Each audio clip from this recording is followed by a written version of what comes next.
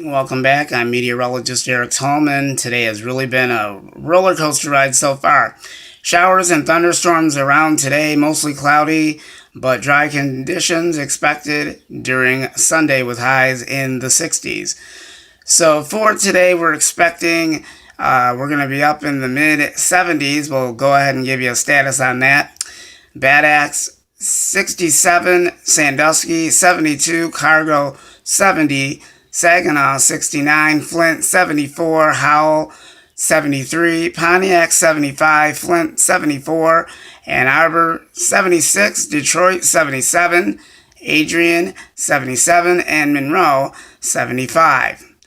We're going to see widespread showers, rainfall totals 0.5 inches and 0.5 inches. Once again, those numbers were rainfall total 0.25 inches and then 0.5 inches for rainfall.